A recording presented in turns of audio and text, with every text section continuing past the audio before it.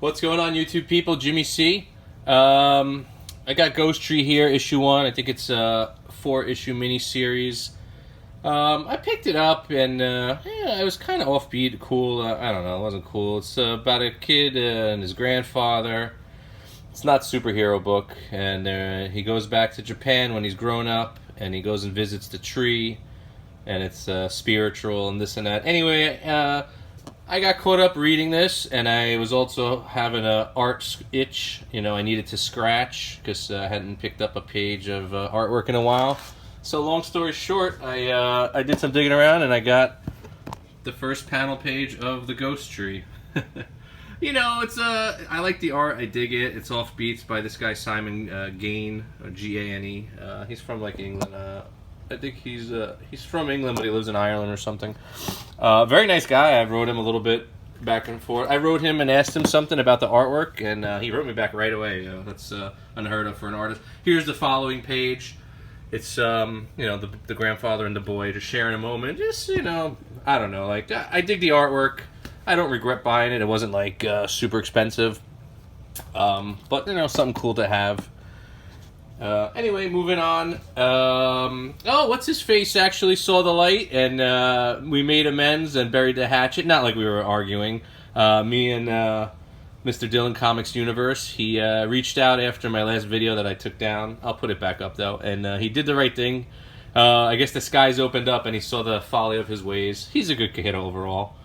It's a life lesson. He's like 18 years old. Like, if I was 18 and I did something wrong, and an older guy pulled me aside and said, "Hey, you got to do the right thing.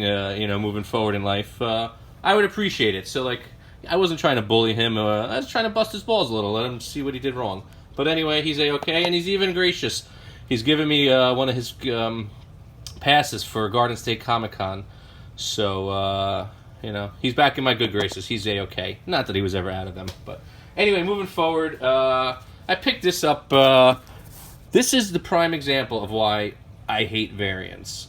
Because there's this Hulk and Captain America are not in this book. They have nothing to do with this comic whatsoever. So, like, what's the point of putting them on a cover for Savage Avengers and slapping it as a variant? It's just so stupid.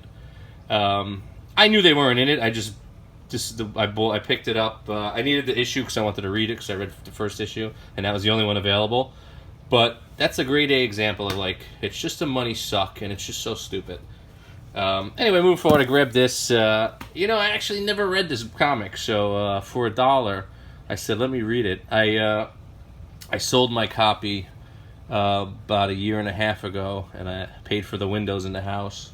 So I bought a 5.5 graded in 2016 or 15, before it jumped crazy. I paid $4,800 for it. I gave it to CGC, cracked it, cleaned it, pressed it, rolled the dice, cost $300, and it came back a 6.0. That's when it's worth.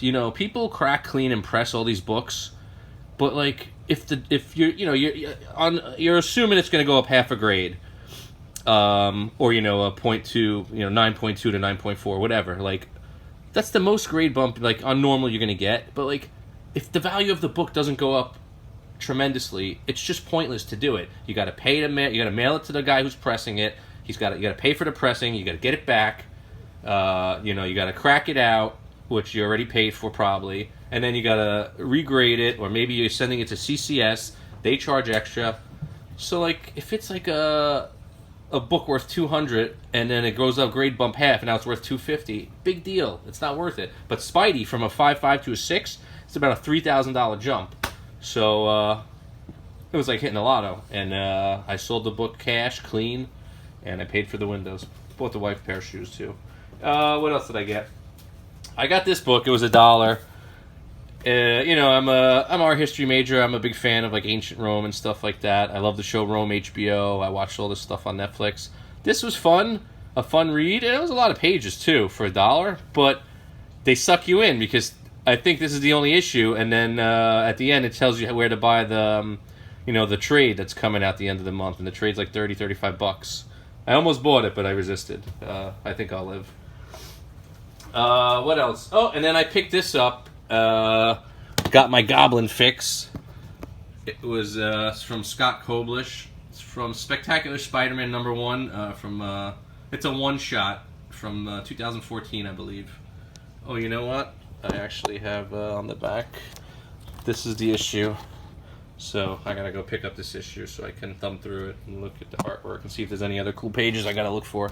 But I saw this page. I had to grab it right away from Romita Man. Look, you got awesome angles, like camera angles. Aunt May falling, Spidey grabbing her. This is reminiscent of like Superman when he saves Lois and they float down to her penthouse. You got a little Spidey sense going on. You got a wham, just a nice little fight scene. Spidey kicking ass and ending with a little Green Goblin glider love. I think that's it. I just power washed half of the fence outside, and I'm waiting for it to dry and I'll go power wash the rest. So is the life. Nothing else going on. That's about it. Jimmy C signing off. Hope all's well. That's it. Take care.